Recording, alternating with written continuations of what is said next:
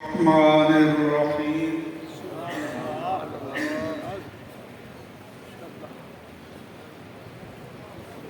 الحمد لله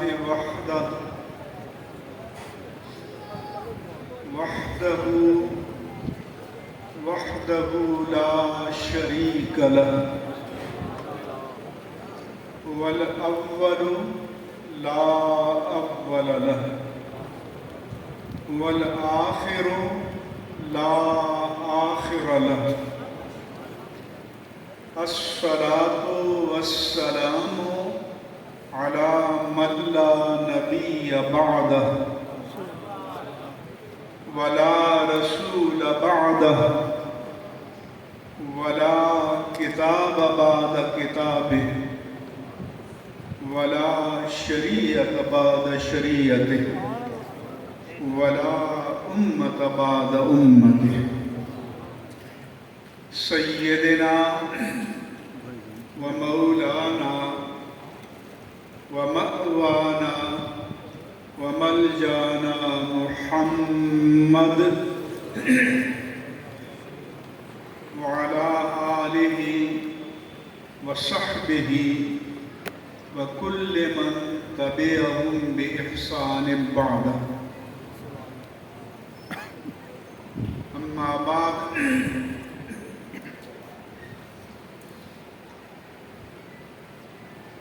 درسگاہ محمدیہ اظہر العلوم کے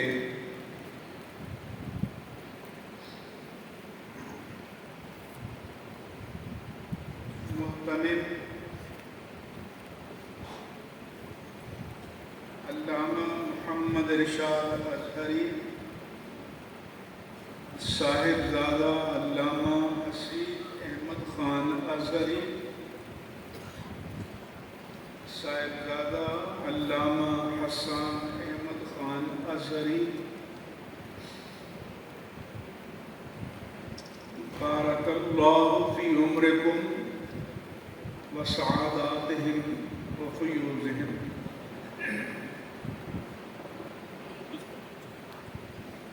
یہ ادارہ استاد العلماء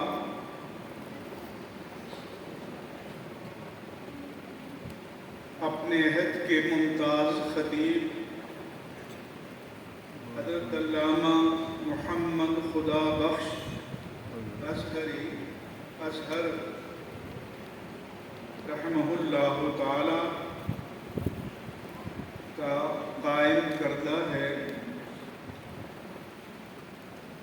اس کی خدمات جلیلہ کو اللہ تعالی ان کے لیے تا قیامت صدقہ جاریہ فرمائے.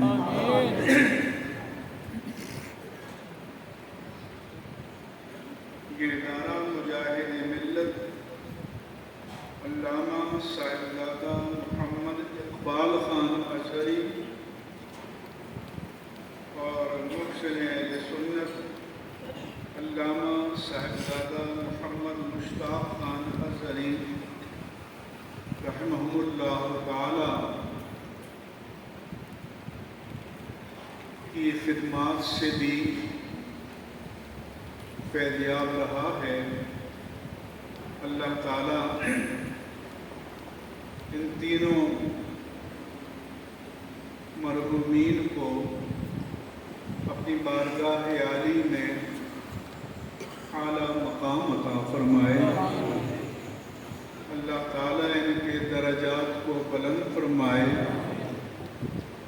اللہ تعالیٰ ان کے فیوز کو ان کی اولاد امجاد تمام محبین منسلکین معتقدین اور عوام اہل سنت پر ہمیشہ جاری و ساری فرمائے.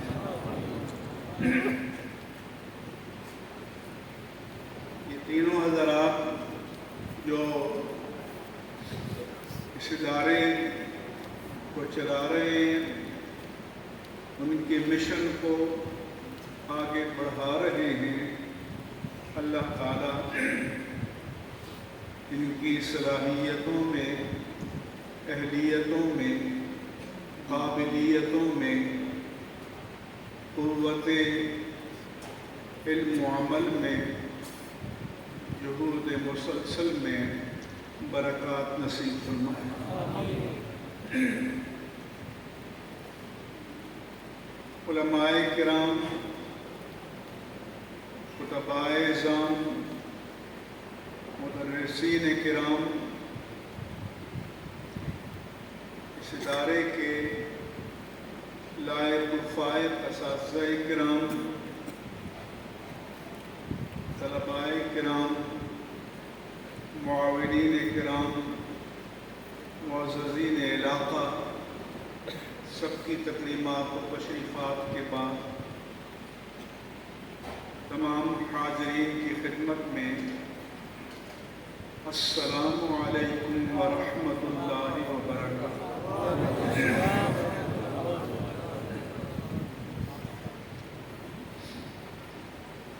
یہ مرکز پرجوش خطابت کا مرکز ہے، مگر میں خطابت کے میدان کا شہسوار نہیں ہوں۔ آپ کے ساتھ ٹھہراؤ کے ساتھ، قرار کے ساتھ، سکون کے ساتھ چند ضروری باتیں کروں گا۔ آپ کے نعرے بھی نہیں چاہیے، توجہات چاہیے۔ جو میں عرض کروں ان گزارشات کو آپ توجہ سے سنیں۔ سب سے پہلے میں چند دن کے لیے امریکہ گیا تھا، تو پیچھے ایک مسئلہ پیدا ہوا کہ ایک یوٹیوب مولانا نے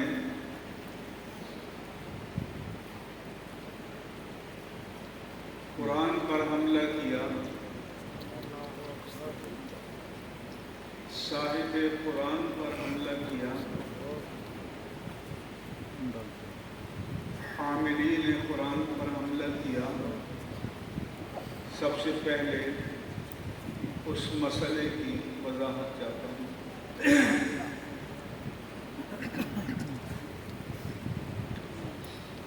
سورہ اعراف میں اللہ تعالیٰ کا فرمان ہے، موسیٰ علیہ السلام نے اللہ تعالیٰ سے التجا کی، دعا کی، وَاكْتُبْ لَنَا فِي هَذِهِ الدُّنْيَا حَسَنَةً وَفِي الْآخِرَةِ۔ اے اللہ، تیری بارگاہ میں التجا ہے، دعا ہے کہ ہمارے لیے امت موسوی کے لیے اس دنیا اور آخرت کی بھلائی نکلے۔ اللہ تعالیٰ نے فرمایا، عذابی اصیب بہ من یشاء، جسے میں چاہوں گا اسے میرا عذاب پہنچے گا، ورحمتی وسعت کل شیء، اور میری رحمت ہر چیز پر محیط ہے۔ پھر فرمایا، سأکتبھا، اے موسیٰ و قوم موسیٰ، آپ نے جو مانگا ہے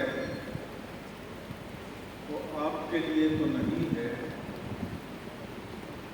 یہ غلامان مصطفیٰ کے لیے، میں یہ دنیا اور آخرت کی بھلائی لکھ دوں گا ان کے لیے جو تقوی اختیار کرتے ہیں اور زکوٰۃ دیتے ہیں اور ہماری آیات پر ایمان لاتے ہیں۔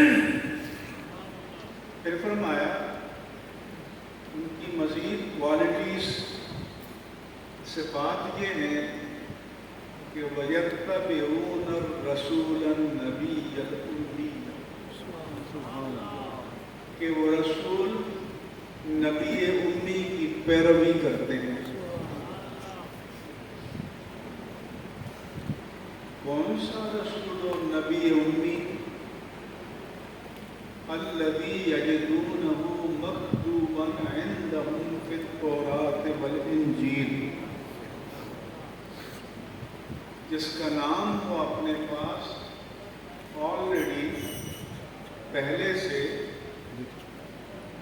جن کی شان وہ اپنے پاس آلریڈی پہلے سے تورات اور انجیل میں لکھا ہوا پاتے ہیں۔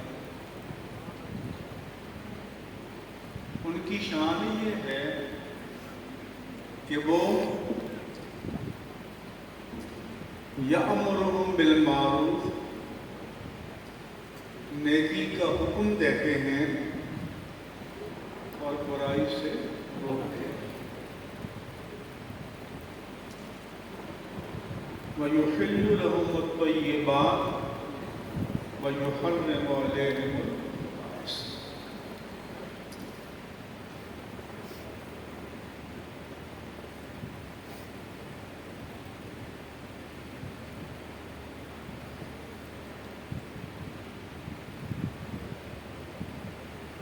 ایک حدیث پاک میں ہے، مادی بغداد میں مادی کرم کہتے ہیں، یاتی علی الناس زمان، لوگوں پر ایک دور ایسا آئے گا، رجل شبان علی اریکتہ، ایک پیٹ بھرا شخص اپنی مسند پر بیٹھا ہوگا، یقول، اور کہہ رہا ہوگا، ما احل اللہ فی کتابہ فاحلوا وما حرم اللہ فی کتابہ فحرموا۔ جس چیز کو اللہ نے اپنی کتاب میں حلال ڈکلیئر کیا ہے اسے حلال مانو، اور جسے حرام ڈکلیئر کیا ہے اسے حرام مانو۔ That's all, finish. اللہ کے حبیب نے فرمایا کہ نہیں،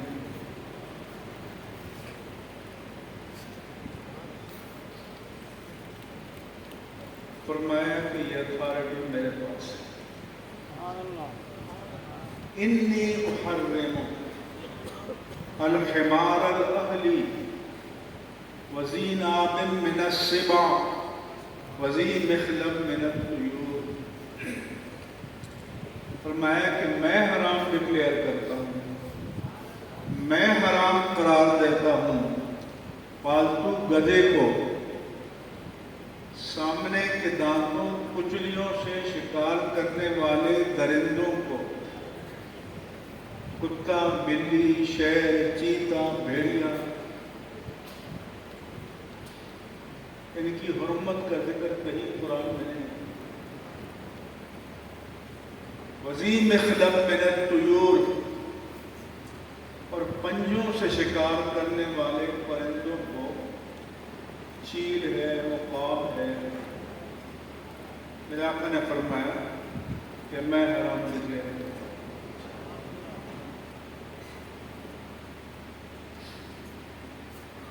یہ کہنا کہ حسبنا کتاب اللہ یہ کافی نہیں۔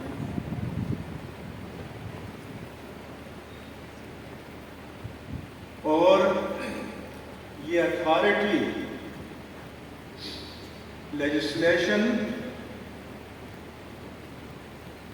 شارع مجاز, authorized law giver, یہ ہمارے سپریم کورٹ کے ججوں کی طرح سو موٹو نہیں ہے سبحان اللہ کہ خود ہاتھ میں لے لیا.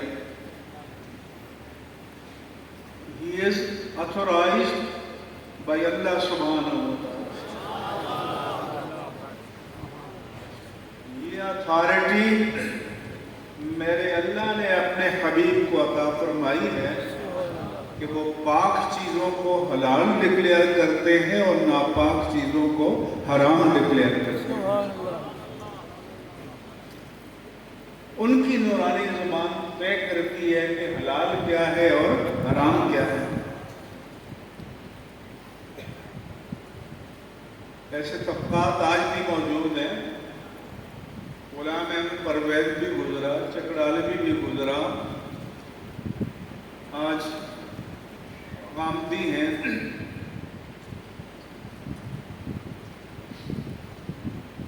تو یہ مقام نبوت کو سمجھنا ضروری ہے. آپ نے فرمایا تھا کہ الا وانا اوتیت القرآن ومثلہ معہ, سنو مجھے قرآن دیا گیا ہے اور اس کی مثل بھی اس کے ساتھ ہے. حسبنا کتاب اللہ نہیں فرمایا. لوگ تو بسوں کے پیچھے لکھ دیتے ہیں کہ اللہ ہی کافی ہے, اور اللہ فرماتا ہے یا ایھا النبی حسبک اللہ ومن اتبعک من المؤمنین. سبحان اللہ. اے نبی آپ کے لیے اللہ کافی ہے اور مومنین کی یہ جماعت کافی ہے. سبحان اللہ. جب قرآن نازل ہو رہا تھا تو میرے آقا و مولا صلی اللہ علیہ وآلہ وسلم اللہ کے پیغام وحی کو جلد یاد کرنے کے شوق میں اپنی زبان مبارک کو جلدی حرکت دیا فرماتے, فوراً ریپیٹ کرتے کہ یاد ہو جائے. رب کریم نے صدائے مصطفیٰ کو دیکھا تو سورۃ القیامہ میں ہے کہ فرمایا لا تحرک بہ لسانک لتعجل بہ. اے پیارے حبیب صلی اللہ علیہ وسلم, میرے پیغام وحی کو جلدی یاد کرنے کے شوق میں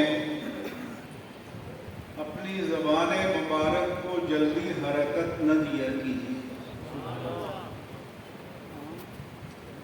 اِنَّ عَلَيْنَا جَمْعَهُ وَقُرْآنَهُ, اس قرآن کو آپ کے سینے میں اور آپ کے ذہن میں محفوظ کرنا اور آپ کی زبان پر جاری کرنا, اے پیارے حبیب یہ آپ کا نہیں ہمارا کام ہے. سبحان اللہ.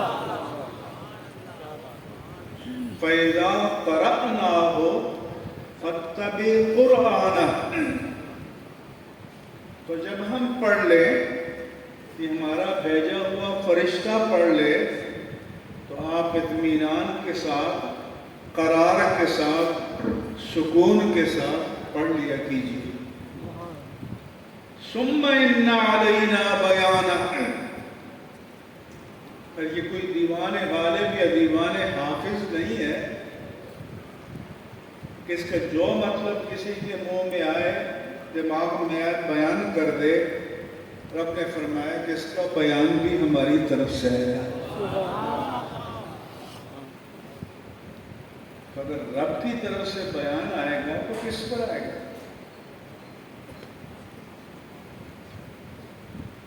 پھر بیان بھی اسی پر آئے گا جس پر قرآن آیا ہے. سبحان اللہ. میں پرپا government national management college Lahore میں گورنر ہاؤس کے برابر میں ہے. مہربانی اللہ حافظ.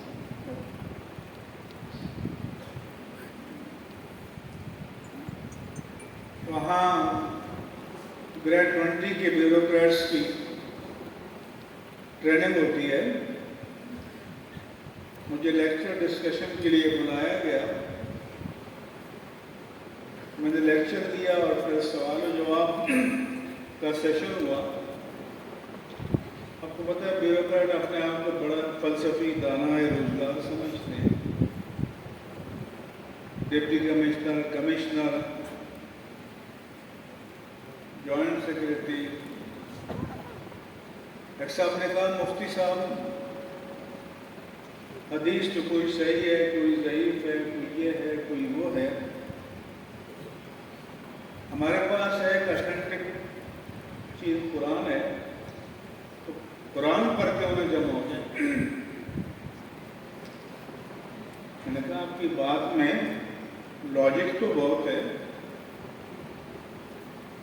دماغ کو لگتی ہے، لیکن میرا آپ سے سوال ہے کہ یہ آپ کو کیسے پتہ چلا کہ یہ قرآن رب ذوالجلال کا کلام ہے؟ سبحان اللہ. کہ آج کی رات کوئی فرشتہ آپ کے پاس آیا یا صبح اٹھے تھے تو آپ کے سرانے کوئی رب ذوالجلال کا نوشتہ لکھا ہوا تھا؟ تو پھر میں نے کہا پھر سنو، جن صحابہ کرام کی زبانی اللہ کے پیارے مصطفیٰ سے سن کر ہمیں یہ معلوم ہوا کہ قرآن اللہ کا کلام ہے، انہی کی زبانی معلوم ہوا کہ حدیث رسول اللہ کا کلام ہے. سبحان اللہ. تو اگر حدیث کے کلام رسول ہونے کے بارے میں ان کا قول معتبر نہیں ہے تو قرآن کے بارے میں کیسے معتبر ہو جائے گا؟ بے شک. تو آپ کو معلوم ہونا چاہیے کہ ڈاکہ کہاں سے پڑتا ہے،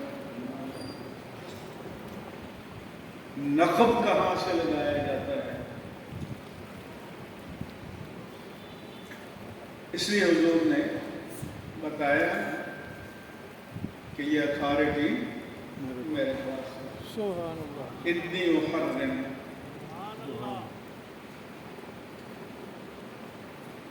سنن ابو داؤد میں حدیث ہے، عبداللہ بن عمر بیان کرتے ہیں كنت اکتب کل شیء اسمعه من رسول اللہ. جب بارگاہ مصطفی سجی ہوتی، صحابہ بیٹھے ہوتے، حضور جو ارشاد فرماتے میں لکھ لیا کرتا تھا، نوٹس لیتا تھا. فنہتنی قریش، قریش نے مجھے روکا اور ٹوکا کہ آپ ہر بات کو لکھ دیتے. ان النبی بشر یتکلم فی الغضب والرضا. نبی بشر ہیں، کبھی غضب میں ہوتے ہیں، کبھی رضا میں ہوتے ہیں.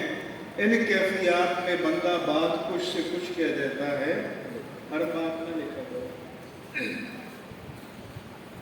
حضور نے فرمایا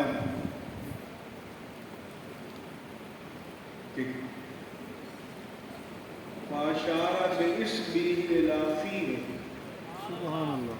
اپنی انگشت مبارک سے دہن مبارک کی طرف اشارہ کر کے فرمایا کہ کیفیت جلال ہو یا کیفیت جمال ہو، جو میں کہوں لکھ دیا کرو. کوئی بھی کیفیت ہو، اس دہن مبارک اور اس زبان سے حق کے سوا کچھ جاری نہیں ہو. سبحان اللہ.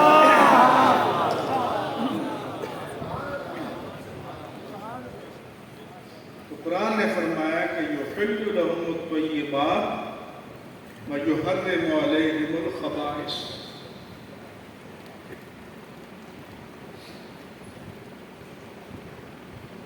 صاحب قرآن نہ ہو تو تو قرآن سمجھنا مشکل ہو جائے. ام المومنین عائشہ صدیقہ رضی اللہ عنہا فقیہ امت کا شعار یہ تھا کہ حضور جو فرماتے ہیں بات سمجھ میں نہ آتی تو آپ حضور سے پوچھتی. ان کا امت پر احسان ہے. شریعت کہتا ہے کہ جس طرح ہمیں ان سے ملا. ایک بار حضور نے فرمایا من حوسب عذب، جس سے حساب لیا گیا اسے عذاب دیا گیا. فرماتی ہیں کہ میں نے حضور سے پوچھا کہ یا رسول اللہ آپ نے تو ڈرا دیا. قرآن میں اللہ فرماتا ہے فَأَمَّا مَنْ أُوتِيَ كِتَابَهُ بِيَمِينِهِ فَسَوْفَ يُحَاسَبُ حِسَابًا يَسِيرًا، کہ جس کا نام اعمال دائیں ہاتھ میں دیا جائے گا اس کا حساب آسان ہو جائے گا. وَيَنْقَلِبُ إِلَىٰ أَهْلِهِ مَسْرُورًا، اپنے گھر والوں کے پاس خوشی خوشی آئے گا کہ میں کلیئر ہوں. فَأَمَّا مَنْ أُوتِيَ كِتَابَهُ بِيَمِينِهِ، جس کے دائیں ہاتھ میں نامہ اعمال دیا گیا فَيَقُولُ هَاؤْمُ اقْرَءُوا كِتَابِيَهْ، پہلے محشر میں ہر ایک کے پاس جائے گا یہ لو میرا رزلٹ آ گیا. جیسے اسٹوڈنٹ کہتے ہیں A1 پاس ہو گیا، A گریڈ پاس ہو گیا، ٹاپ کر دیا. انی ظننت انی ملاق حسابیہ، مجھے یقین تھا کہ مجھے حساب ملنے والا ہے. فَهُوَ فِي عِيشَةٍ رَاضِيَةٍ، وہ پسندیدہ زندگی میں ہوگا. فی جنت عالیہ، بلند و بالا باغات میں. ام المومنین عائشہ صدیقہ رضی اللہ عنہا نے پوچھا کہ اللہ تو یہ فرماتا ہے، آپ نے اب یہ فرما دیا ہے. تو حضور نے فرمایا یا عائشہ، اے عائشہ انما ذالک العرض، یہ تو اللہ ان کی بات فرماتا ہے کہ ادھر پیشی ہوئی ادھر کلیئرنس بھی. پیشی ہوئی اور NFC مل گیا، جنت میں جاؤ. وَأَمَّا مَن نُوقِشَ يَهْلِكُ، لیکن جس کو کراس کوسچن ہو گیا، منی ٹرائل مانگ لی وہ ہلاک ہو جائے گا.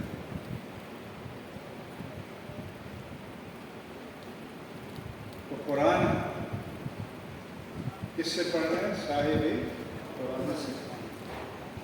خود اللہ نے فرمایا کہ قد جاءکم من اللہ نور و کتاب مبین، تمہارے پاس اللہ کی جانب سے ایک نور نبوت آیا، ایک روشن کتاب، وہ کتاب بھی نور ہے. وَأَنزَلْنَا إِلَيْكُمْ نُورًا مُبِينًا، ہم نے تمہاری طرف ایک روشن نور بھیجا ہے. لیکن کتاب ہدایت، کتاب نور، مگر نور نبوت کا ذکر پہلے فرمایا اور کتاب کا ذکر بعد میں فرمایا. فرمایا کہ یہ کتاب ہدایت ہے، لیکن اس سے ہدایت اس کو ملے گی جو نور نبوت مصطفیٰ کی روشنی میں سے پڑھے گا، جو مکتب نبوت میں بیٹھ کر اس کو پڑھے گا. ورنہ یضل بہ کثیرا ویہدی بہ کثیرا، بعض اس کو پڑھ کر گمراہ ہو جاتے ہیں اور بعض ہدایت پاتے ہیں. تو اللہ نے فرمایا کہ وَجَدَوْا عَنْهُ مِصْرَهُمْ، وہ ان کے بوجھ کو بھی اتارتے ہیں، والاغلال التی کانت علیہم، جو توق ان کو پڑے ہوئے انہیں بھی اتارتے ہیں۔ یہ اس نبی کی شان، تو آپ کو نبی امی فرمایا۔ اس سے اگلی آیت میں بھی پھر نبی امی آیا۔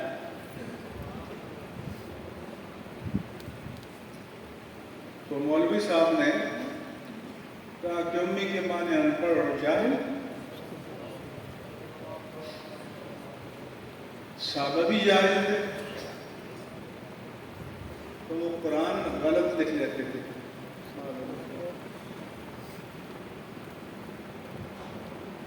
بھائی قرآن کی گارنٹی تو اللہ نے دی ہے کہ اِنَّا نَحْنُ نَزَّلْنَا الذِّكْرَ وَإِنَّا لَهُ لَحَافِظُونَ۔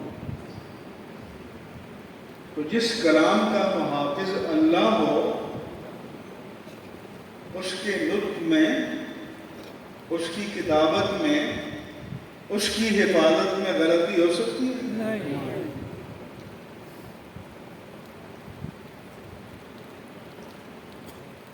تو انہوں نے امی کے معنی کیے ہیں جاہل، ان پڑھ۔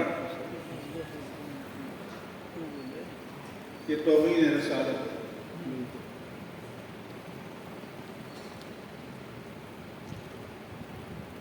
امی آپ کو کہا گیا،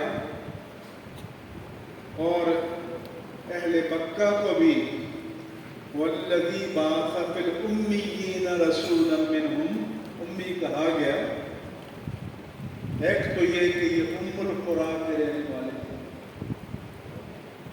مکہ مکرمہ کو ام القریٰ کہا جو تمام بستیوں کی ماں ہے، اس لیے امی کہلاتی۔ اور دوسرے معنی یہ ہیں، امی ماں کو کہتے ہیں، یعنی جس طرح ماں کے بطن مبارک سے ہمارے آقا پیدا ہوئے تھے، ویسے ہی ہے۔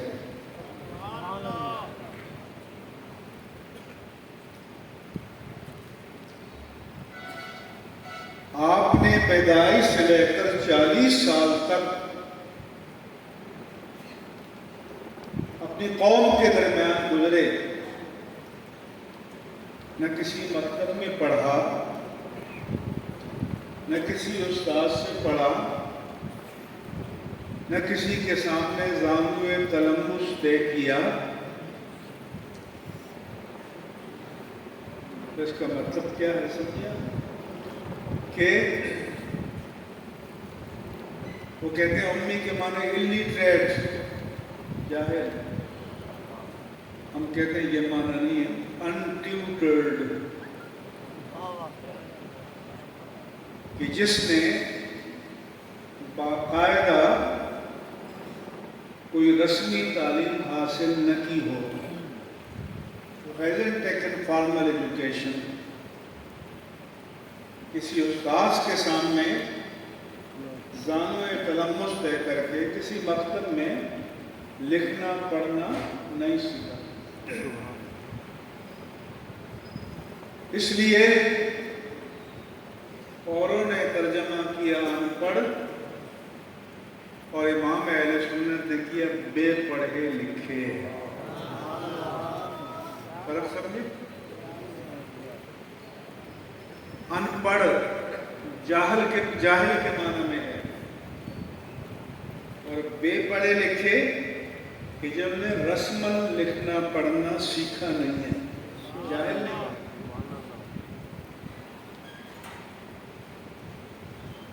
اس کو انگریزی میں انٹیوٹرڈ، جو کسی ٹیوٹر کے سامنے نہیں بیٹھے، استاد کے سامنے۔ اب کوئی چیز کسی کے لیے عیب ہوتی ہے، کسی کے لیے کمال ہوتی ہے۔ بے پڑھا لکھا ہونا عام لوگوں کے لیے عیب کمال ہے. سبحان اللہ. اس کی مثال ایسی ہے کہ متکبر بندوں کے لیے عیب ہے، نفس ہے. یحشر المتکبرون کامثال الزر یوم القیامہ، کہ متکبر معمولی چیونٹیاں سے بھی معمولی چیزوں کی مانند بشری شکل میں اٹھائے جائیں گے. اللہ فرماتا ہے العظمت ازاری والکبریاء ردائی، عظمت میری ردائے الوہیت ہے، کبریائی بڑا ہونا میری ازار الوہیت ہے، یہ میری شان ہے. من نازعنی، جو ان دو صفات میں کوئی مجھ سے جھگڑا کرے گا میں اسے جہنم میں جھونک دوں گا.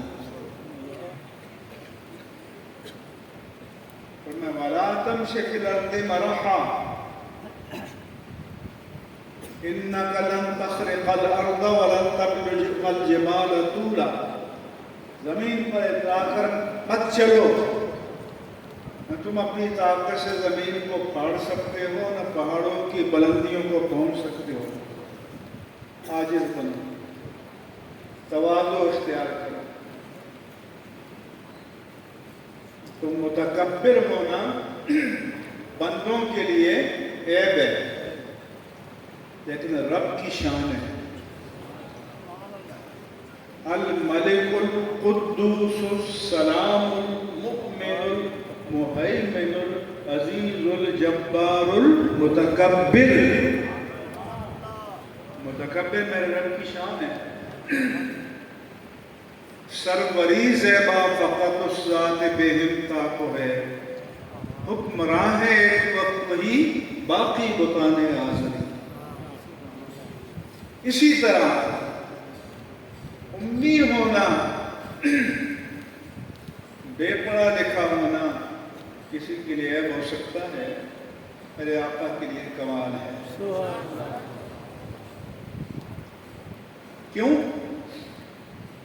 کہ اگر آپ پڑھے لکھے ہوتے تو آپ پر تان کیا جا سکتا تھا. قرآن بیان کرتا ہے وَمَا كُنْتَ تَتْلُو مِنْ قَبْلِهِ مِنْ كِتَابٍ وَلَا تَخُطُّهُ بِيَمِينِكَ إِذًا لَّارْتَابَ الْمُبْطِلُونَ. اے پیارے حبیب، اس قرآن کے نازل ہونے سے پہلے آپ نہ کتاب پڑھتے تھے اور نہ دائیں ہاتھ سے لکھتے تھے. فرمایا یہ میری حکمت تھی. کیوں؟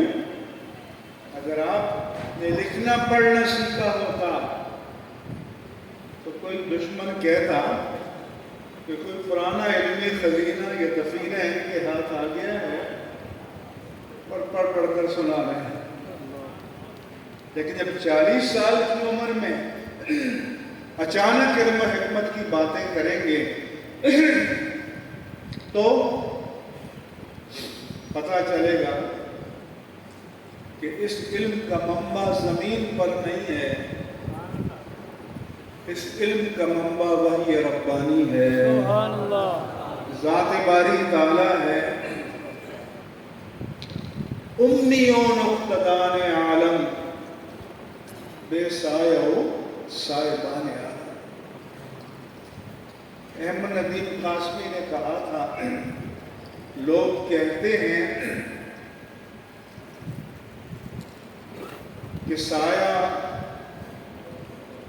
ان کے پیکرے خاکی کا نہ تھا.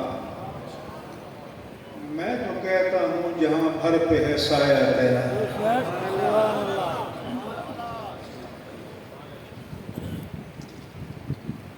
اور اللہ نے فرمایا اقرأ وربک الاکرم. پڑھیے آپ کا رب بڑا کریم ہے. الذی علم بالقلم علم الانسان ما لم یعلم. اس نے انسان کامل حبیب مکرم کو وہ سب علم عطا کر دیا جو اللہ نے ہمارے آقا و مولا کو امی رکھا تاکہ ناموس مصطفیٰ پر کوئی حرف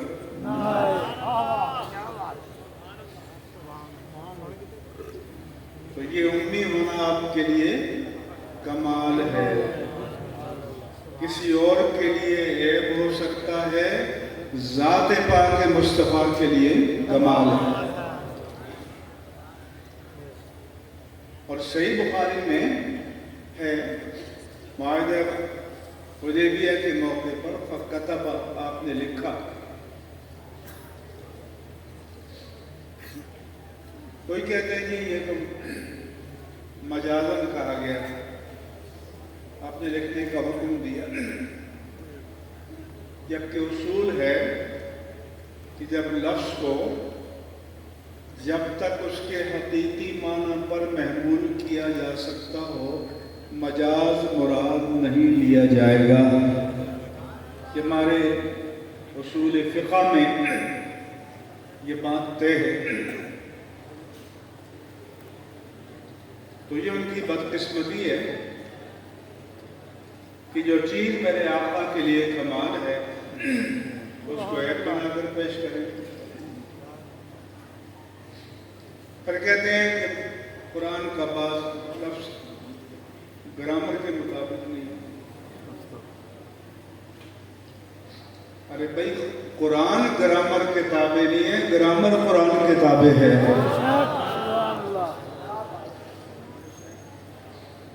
جب قرآن نازل ہو رہا تھا تو یہ کوئی گرامر موجود نہیں تھی. علم نحو کا مولائے کائنات حضرت علی مرتضیٰ رضی اللہ عنہ نے ابو الاسود دویلی کو چند اصول بتائے اور فرمایا کہ اس علم کو مرتب کرو. قرآن کا تلفظ بھی توقیفی ہے اور قرآن کا رسم الخط بھی توقیفی ہے. سما پر موقوف ہے، عقل کا اس میں کوئی دخل نہیں ہے.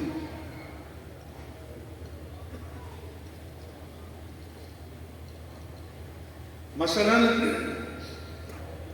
وَمَا أَرْسَلْنَاكَ إِلَّا رَحْمَةً لِلْعَالَمِينَ، یہاں لفظ رحمت میں تائے مدورہ ہے، بولتے ہیں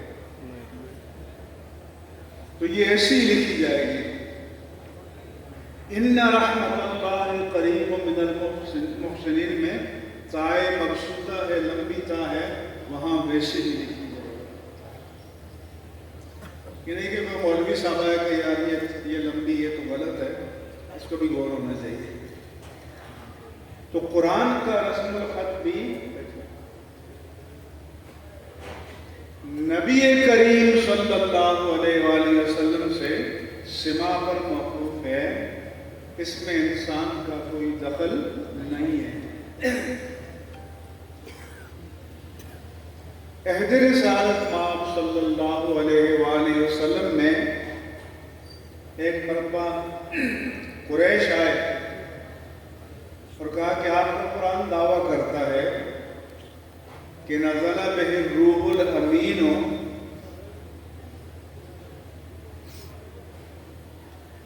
علی قلبک لتکون من المنذرین بلسان عربی مبین. اس قرآن کریم کو جبریل امین لے کر آئے اور آپ کے قلب اطہر پر نازل کیا فصیح عربی زبان میں. کیونکہ آپ کے قرآن میں 3 کلمات ایسے ہیں جو عربی فصاحت کے معیار پر پورا نہیں اترتے. ایک سخریہ، ایک کبار، ایک اجاب.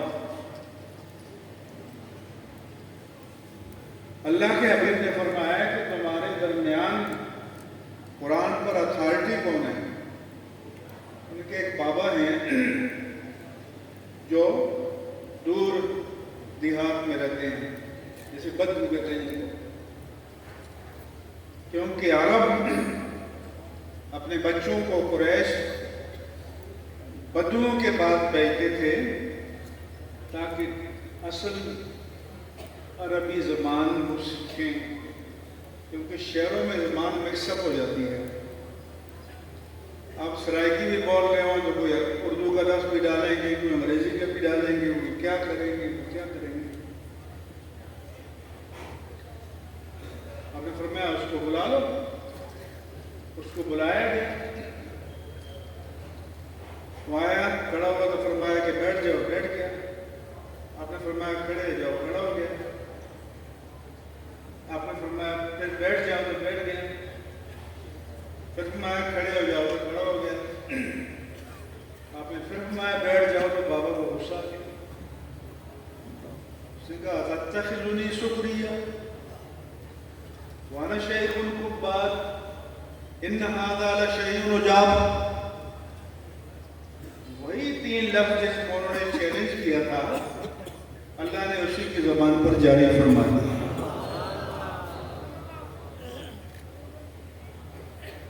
اس لیے یہ بدقسمتی ہے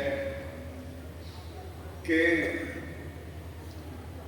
قرآن میں نقص تلاش کرے، ذات پاک مصطفیٰ میں تلاش کریں اور اس کو اپنے علمی شاہکار سمجھیں،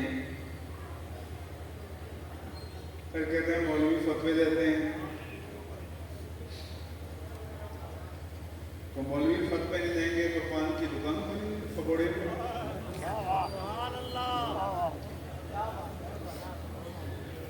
جب آپ کفر پکیں گے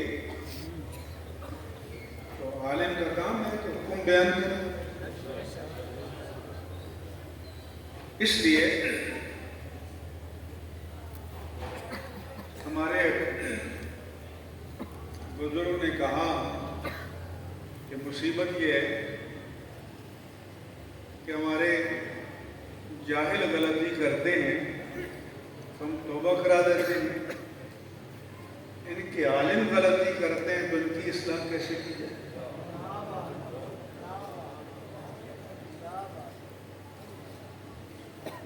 کیونکہ عالم تو حجت کرے گا، جسٹیفائی کرے گا، دلیلیں تلاش کرے گا۔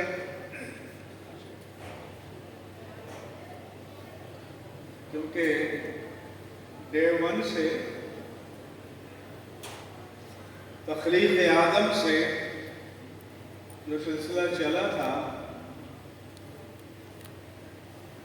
تو اللہ نے 2 احکام دیے تھے۔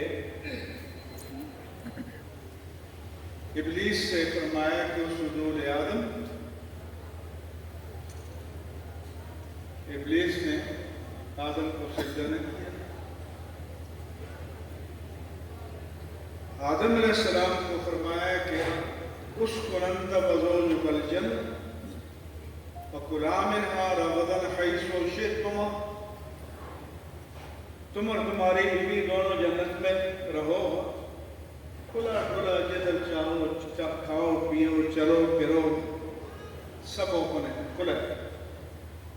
ولا تقربا هذه الشجرہ، ایک ریسٹرکشن، اس درخت کے قریب نہ جانا۔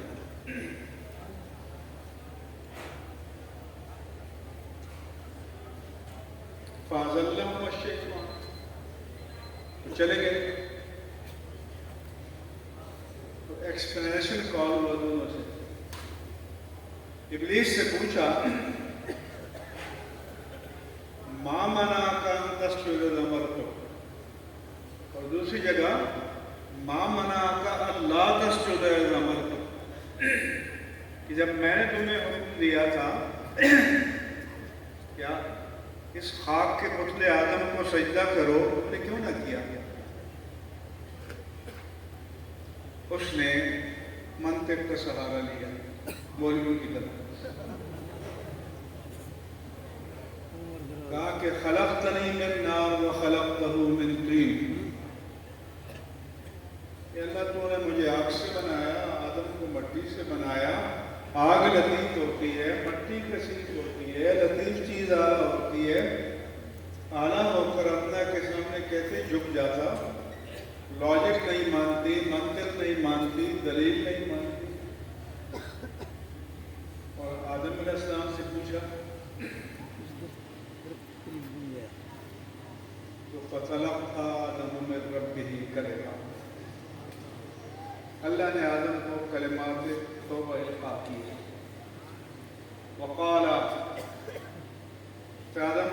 حضرت آدم و دونوں نے کہا مولا کوئی عذر نہیں، کوئی بہانہ نہیں، کوئی جسٹیفیکیشن نہیں، کوئی جواز نہیں، کوئی منطق نہیں، کوئی دلیل نہیں، ربنا ظلمنا انفسنا وان لم تغفر لنا وترحمنا لنكونن من الخاسرین۔ سبحان اللہ۔ اے اللہ، ہم نے اپنے آپ پر زیادتی کر لی، اب اگر تو نہ ہمیں بخشے اور رحم نہ فرمائے ہم نقصان اٹھانے والوں میں سے ہو جائیں گے۔ تو پتہ چلا کہ غلطی کر کے تسلیم کر لینا اور معافی مانگنا یہ سنت آدم ہے، سبحان اللہ۔ اور غلطی کر کے اس پر ڈٹ جانا اور جواز پیش کرنا یہ طریقہ ابلیس ہے۔ تو بنی آدم کو چاہیے کہ سنت آدم کو اختیار کرے۔ سبحان اللہ۔ یہ معاملہ الٹ ہو گیا۔ دوسرا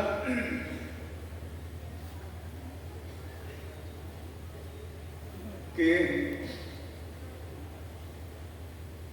ابلیس نے کیسے برگلایا، بہکایا۔ قرآن فرماتا ہے ابلیس کا ایجنڈا کیا تھا، پہلے تو یہ سمجھیں، آبجیکٹ کیا تھا، ٹارگیٹ کیا تھا، ہدف کیا تھا۔ تو قرآن فرماتا ہے لِيَنزِعَ عَنْهُمَا لِبَاسَهُمَا وَلِيُوَارِي سَوْآتِهِمَا۔ قرآن کا ایجنڈا کیا تھا کہ لباس جنت کو اتار دیں اور ان کے پوشیدہ حصوں کو ان پر ظاہر کر دیں۔ یہ ڈے ون سے۔ تو آج ایجنڈا بدل گیا ابلیس کا۔ تب اگر بے لباسی تھا تو آج بے لباسی نہیں ہے کیا؟ نہیں سمجھ میں آ رہی؟ آج صورتیں بدل گئی ہیں لیکن وہی بے لباسی، بے حجابی اور صدر کو اٹھا لینا اور عورت کو تماشا بنا دینا، یہی شیطان کا ایجنڈا ہے۔ اب آپ سوچو آپ کے گرد و پیش میں شیطانی کلچر ہے یا آدمیت کا کلچر ہے؟ سمجھ آ رہی ہے نہیں آ رہی؟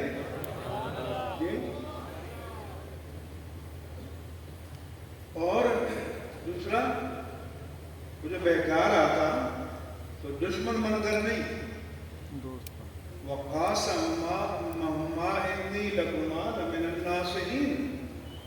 ابلیس حضرت آدم و حوا کو قسمیں کھا کر یقین دلاتا رہا میں آپ کا ویل وشر، آپ کا بہیر خواہ، آپ کا بھلا چاہنے والا، میں تو آپ کے فائدے کی بات کر رہا ہوں۔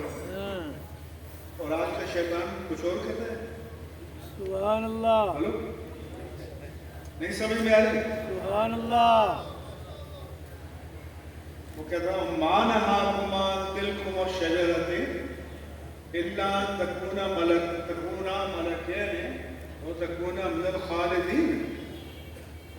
پتہ ہے آپ کو کیوں روکا ہے؟ اس کا پھل کھا کر فرشتے بن جاؤ گے، یہ دائمی زندگی بن جائے گی، مل جائے گی.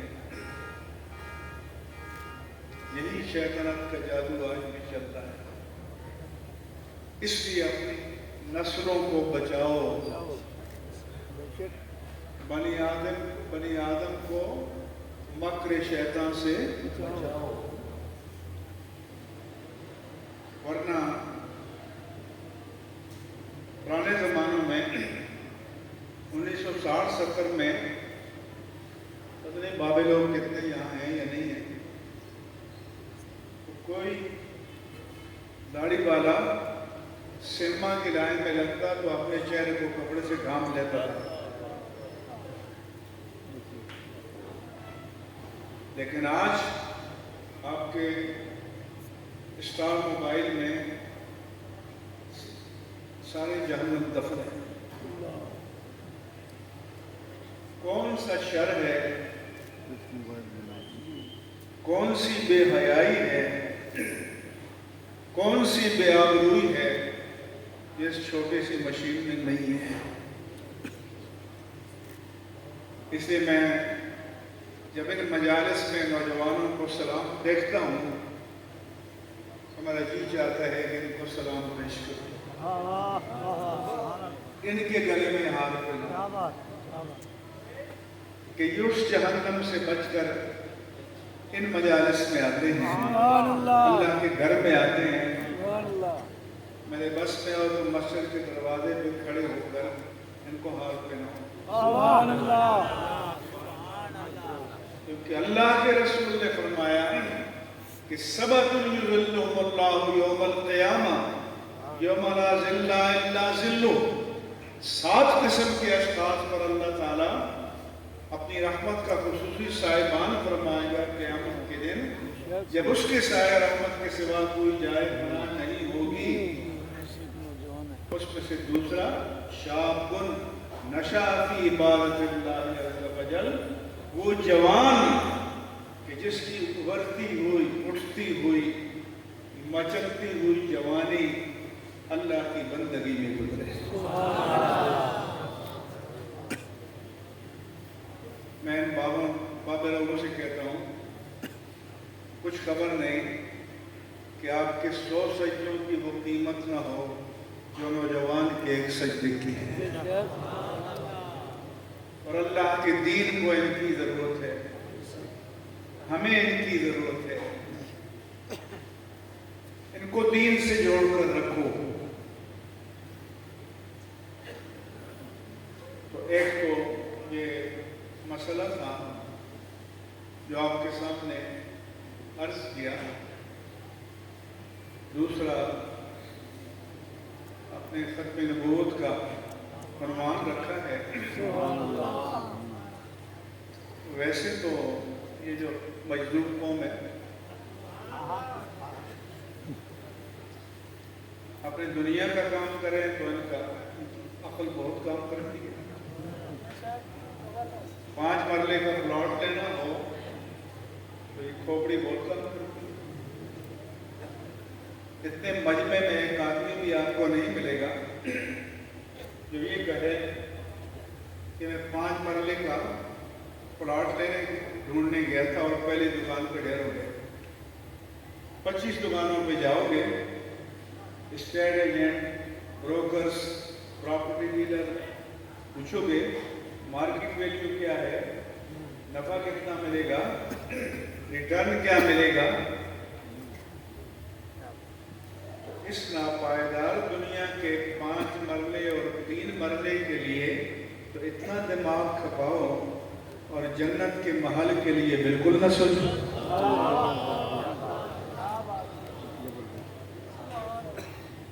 پھر آپ پر میں کرنٹ لگے اور آؤ آسمانوں اور قوالوں پر نوٹ پھینکو. یہ عشق کا معیار. اور سب سے بڑے عاشق وہ ہیں. پھر جب ختم نبوت پر ضرب لگی، ناموس رسالت پر ضرب لگی، تو پہلی صف میں ان آتما اور قوال تھے کیا؟ نہیں،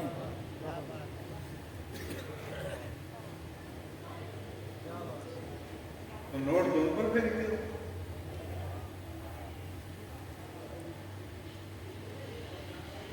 شان دکھانے کے لیے کہ مووی بن رہی ہے تو نئے بنڈل لاتے ہو۔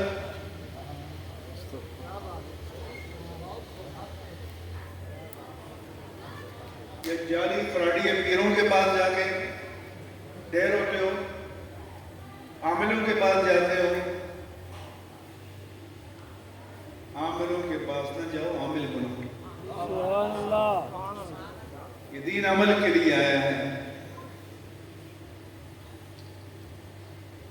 ایک تو یہ اہل سنت کے گزشتہ 30 سال کے سارے مسائل ان پر خرچ ہوئے، اور مقابلہ ہمارا علم کے میدان میں ہے، نہ قوالی کے میدان میں ہے، نہ خوانی کے میدان میں ہے، نہ عاملوں کے میدان میں ہے، علم کے میدان میں ہے۔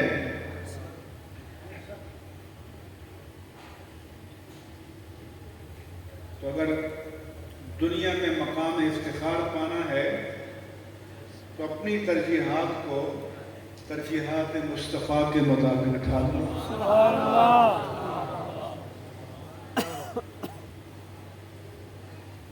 اور تو یہ ایسی مجذوب مخلوق ہے،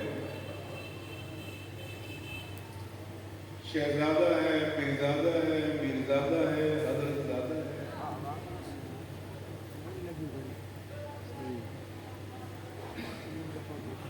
کیا جنرل کا بیٹا جنرل بن سکتا ہے؟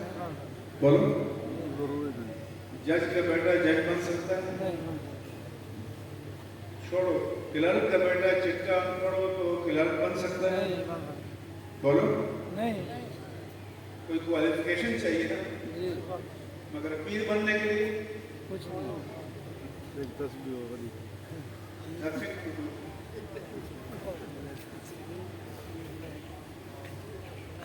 حتیٰ کہ گرین شیو بھی بیٹھا ہو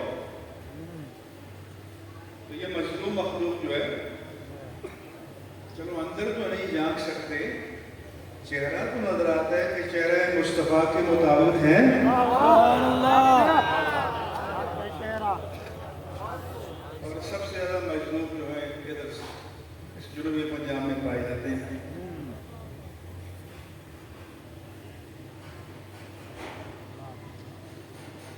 جس کے ہاتھ میں ہاتھ دے رہے ہو کہ یہ جنت پہنچائے گا، تو وہ جنت کے راستے پر آپ کو نظر بھی آ رہا ہے یا نہیں آ رہا؟ اس لیے فیصلہ کرو کہ آپ نے کہاں کھڑا ہونا ہے، آپ کی منزل کیا ہے، آپ کا ہدف کیا ہے۔ اور یہ جو کلچر آپ نے کیا، اس کو بند کرو اور ختم کرو اس کو۔ دین کی ترجیحات کو سمجھو۔ ایک رافضی قسم کے ناخوان ہے، ٹی وی پر کہا، پوچھا ایک رات میں زیادہ سے زیادہ کتنے ملے؟ کہتے ہیں 25 لاکھ۔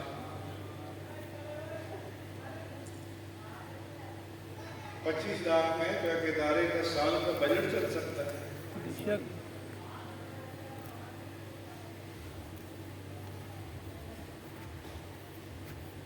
ایک کراچی کا سپر ناخوان ہے، اس نے ویڈیو کلپ جاری کیا کہ کوئی آئندہ مجھ پر لوٹ نہیں پھینکنا۔ میں نے اس کو اپریشیٹ کرنے کے لیے ویڈیو کلپ جاری کیا، لیکن اتفاق سے میں بھی امریکہ پہنچا، وہ بھی پہنچا، تو ڈالر کی چمک جب ڈالر یورو پاؤنڈ کی چمک آئی تو پھر ڈھیر ہو گیا۔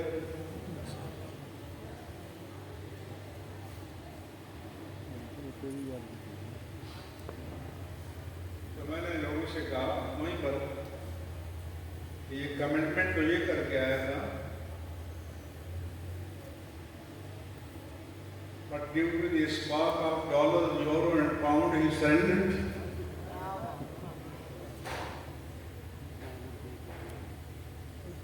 بھول گئے سر.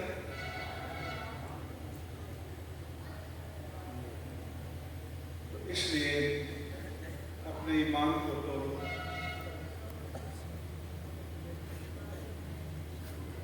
اور فیصلہ کرو کہ اب آپ کی آئندہ ترجیحات کیا ہیں اور کیا ہونی چاہیے.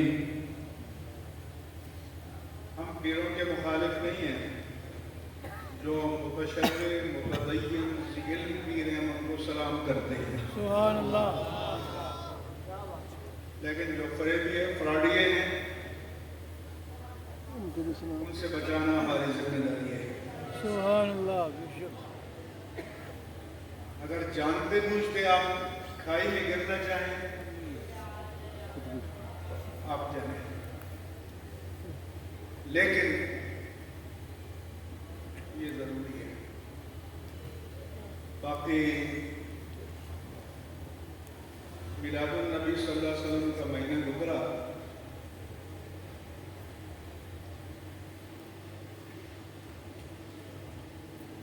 آپ کو مبارک ہو, پر نور مہینہ.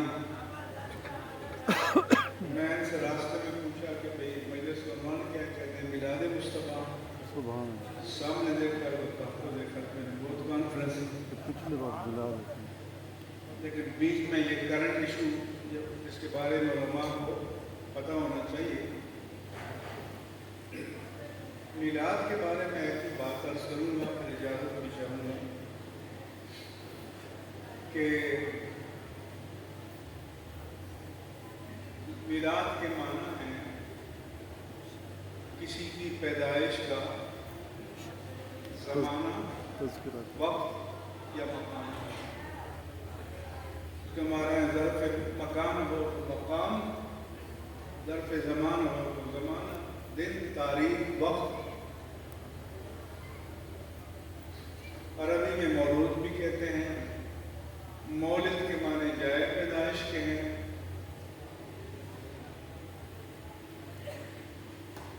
تو بعض حضرات کہتے ہیں کہ میلاد میلاد منانا بدعت ہے. میں کہتا ہوں کہ سنت ہے. سبحان اللہ. لیکن میں ہوائی بات نہیں کر رہا, حدیث پیش کر رہا ہوں. صحیح مسلم میں حدیث ہے جو براور میں دوسرے حضرات کا مدرسہ, وہاں بھی جا کے پوچھ لینا صبح کہ رسول اللہ صلی اللہ علیہ وسلم ہر پیر کو روزہ رکھا کرتے تھے. بے شک. فَسُئِلَ عَنْ يَوْمِ الْاِثْنَيْنِ, ان سے پیر کے روزے کے بارے میں پوچھا گیا اب کیوں رکھتے ہیں؟ فرمایا کہ ذَلِكَ يَوْمٌ وُلِدْتُ فِيهِ. میں ہر پیر کو روزہ اس لیے رکھتا ہوں کہ یہ میرے میلاد کا دن ہے. وَفِيهِ بُعِثْتُ, اور اسی دن میری نبوت کا ڈکلیریشن جاری ہوا. سبحان اللہ. غار حرا میں عطائے نبوت نہیں تھا, اعلان نبوت تھا. اور اسی دن مجھ پر پہلی وحی ربانی نازل ہوئی. ایک مرتبہ کراچی میں ربیع الاول شریف کے چاند کا میٹنگ کر رہے تھے اور اعلان کی. اعلان کے بعد مجھے میڈیا نے کہا پیغام دے دیں. میں نے کہا میں اپنا نہیں پیغام دیتا, اللہ کے پیارے مصطفیٰ کا دیتا ہوں. سبحان اللہ. کہ وہ ہر پیر کو روزہ رکھا کرتے تھے بے شک.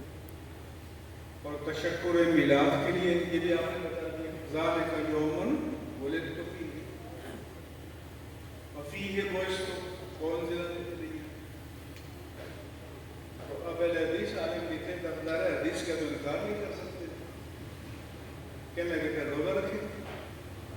میں نے کہا ایکسیپٹ یہاں سے اترتے ابھی منصادہ سے قریب بنس روڈ پہ اہل حدیثوں کی جو پہلی مسجد ہے اس پہ چلتے ہیں. آپ کہتے ہیں یہ لوگ غلط کرتے ہیں, سال کے بعد میلاد مناتے ہیں. سنت تو یہ ہے کہ ہر ہفتے میلاد منانا چاہیے. یہ حدیث ہے. پھر کہ لے کے روزہ رکھیں, میں نے کہا یہ بھی قبول ہے کہ یہ جو روزہ رکھتا ہے وہ روزہ رکھے, جو نفل پڑھ سکتا ہے وہ نفل پڑھے, جو درود و اذکار و تسبیحات پڑھ سکتا ہے وہ پڑھ لے, تلاوت کر سکتے ہیں تلاوت کرے, کوئی صدقہ دے سکتا ہے صدقہ دے, جو بھی ضرورت آسان ہو. لیکن پھر یہ تو ماننا پڑے گا نا کہ یہ سنت ہے. سبحان اللہ. حضور کا فرمان ہے نا, میرا تو نہیں ہے, حدیث ہے. اور اہل حدیث کے لیے تو حدیث کے علاوہ کیا حجت ہوگی.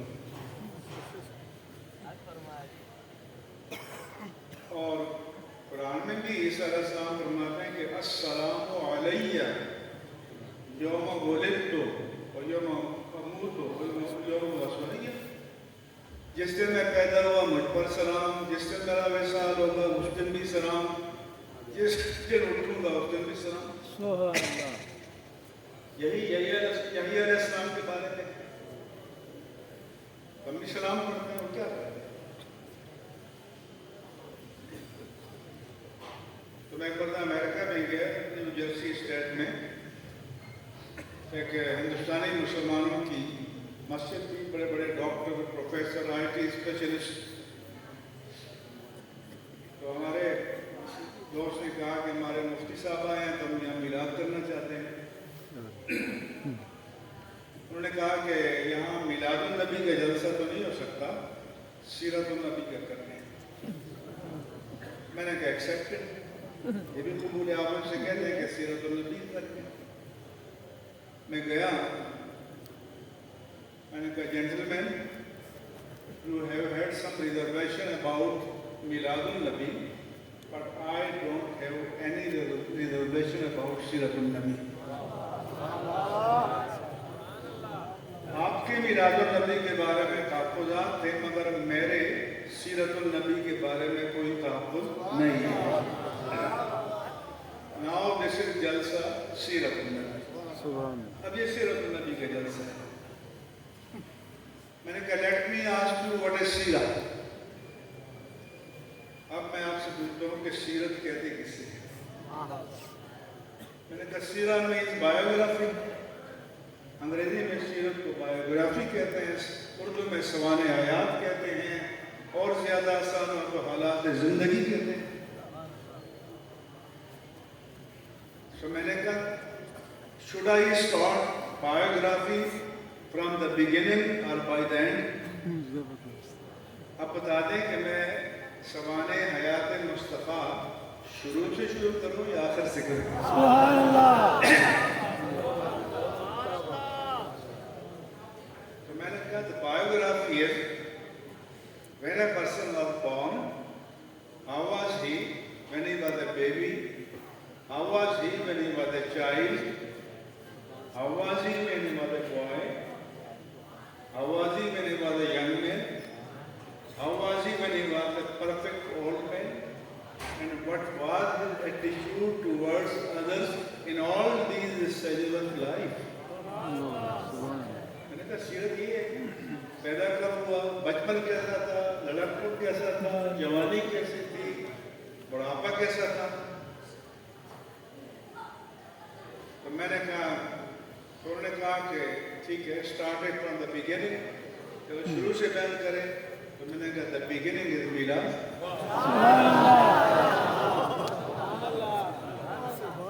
یہ تو میلاد ہے نا, ولادت ہے نا. When there is no birth, there is no سیرت. اگر کوئی پیدا ہی نہیں ہوا تو سیرت کہاں سے آئے؟ تو جب ہم کہتے ہیں کہ آپ پیدا ہوئے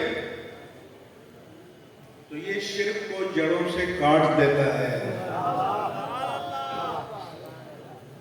یہ جو نظریہ میلاد ہے یہ بدعت بلکہ شرک کو جڑ سے کاٹ دیتا ہے. کیوں؟ کہ قل هو اللہ احد اللہ الصمد لم یلد ولم یولد. جو نہ خود پیدا ہوا نہ اس سے کوئی پیدا ہوا وہ اللہ ہے. تو ہم تو کہتے ہیں ہمارے آقا پیدا ہوئے. سبحان اللہ. تو پھر جھگڑا کیا ہے؟ کوئی اور مسئلہ ہے تو بھی عرض بتا دیں. انہوں نے دوسری شرط لگائی تھی کہ کھڑے ہو کر سلام نہیں پڑھیں گے. میں نے کہا یہ بھی ایکسیپٹڈ, نو پرابلم. سبحان اللہ. جب اختتام ہوا تو میں نے کہا کہ دیکھو آپ نے کہا تھا کھڑے ہو کر سلام نہیں پڑھیں گے. میں نے کہا مجھے قبول ہے, آپ بیٹھ کر پڑھیں. سبحان اللہ. کیونکہ جب اللہ کے ذکر کے لیے ہے ان فی خلق السماوات والارض واختلاف اللیل والنہار لآیات لأولی الالباب, کہ زمین و آسمان کی پیدائش, نظام گردش لیل و نہار میں اہل عقل و خرد کے لیے نشانیاں ہیں. وہ کون ہیں؟ الذین یذکرون اللہ قیاما وقعودا وعلی جنوبہم, کہ وہ کھڑے ہوئے, بیٹھے ہوئے, کروٹوں کے بل لیٹے ہوئے اللہ کا ذکر کرتے ہیں. وَيَتَفَكَّرُونَ فِي خَلْقِ السَّمَاوَاتِ وَالْأَرْضِ, اور اللہ کے اس کارخانہ قدرت کی تخلیق کی حکمتوں پر غور کرتے ہیں. جب غور کرتے ہیں تو اس نتیجے پر پہنچتے ہیں کہ رَبَّنَا مَا خَلَقْتَ هَذَا بَاطِلًا. تو میں نے کہا جب اللہ کا ذکر کھڑے, بیٹھے, لیٹے جائز ہے, جب رب مصطفیٰ کا جائز ہے تو مصطفیٰ کا بھی جائز ہے. سبحان اللہ. آپ کو جو آسان لگے. مگر میں نے کہا کہ بھی ہمارے لوگوں کا خیال یہ ہے کہ کھڑے ہو کر پڑھنا ایک علامت ادب ہے. جیسے دنیا کی قومی ترانہ کھڑے ہو کر سنتی ہیں. ابھی افغان ایک کون سا جنرل ہے ترانے پر کھڑا نہیں ہوا تو لوگ پاکستانی ناراض ہوئے. قومی سیرت کانفرنس میں میں نے کہا سارے مسالے کے علماء, اہل سنت, دیوبندی, اہل حدیث سب آتے ہیں, شیعہ آتے ہیں, اور جب صدر یا وزیر اعظم آتے ہیں تو ترانہ پڑھا جاتا ہے, کھڑے ہو جاتے ہیں. حالانکہ ترانے کے لیے کھڑا ہونا نہ قرآن میں, نہ حدیث میں, نہ فقہ میں, نہ کسی میں, نہ کسی میں, نہ کسی میں. اس دنیا کا ڈیکورم ہے. میں نے کہا یہ ہمارے ذوق کی بات ہے. اگر ترانہ ملی کے لیے کھڑا ہونا ایک علامت ادب ہے تو ترانہ عظمت مصطفیٰ کے لیے کھڑا ہونا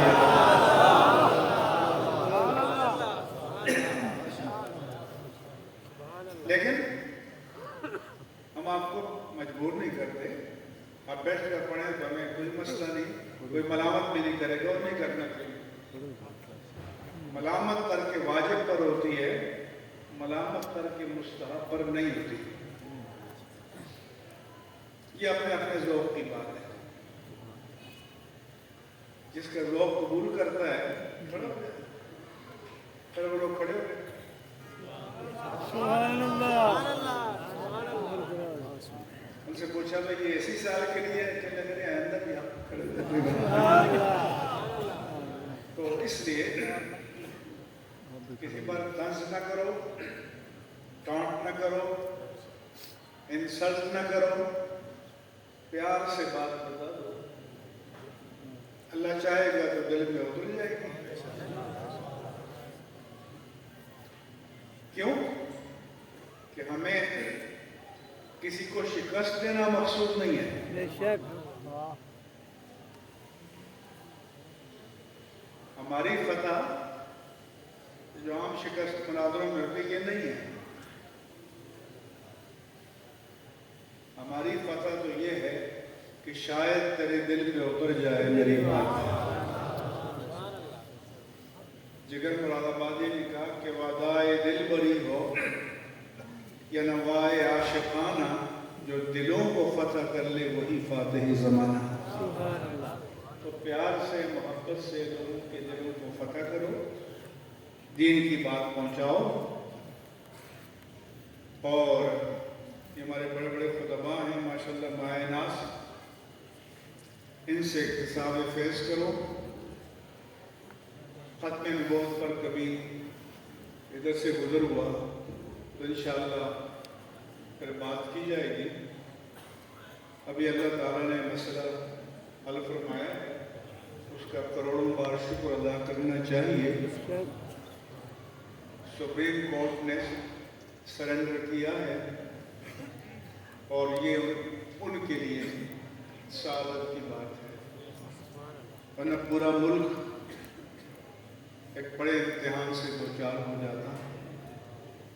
لیکن ابھی ختم نبوت کے تقاضوں کی تکمیل کے کئی مراحل باقی ہیں، تو کسی آئندہ مجلس میں ان کے بارے میں عرض کروں گا. اور آپ سب کی خدمت میں نہایت ادب و احترام کے ساتھ سلام عرض ہے. ان حضرات نے یہاں بلایا، موقع دیا.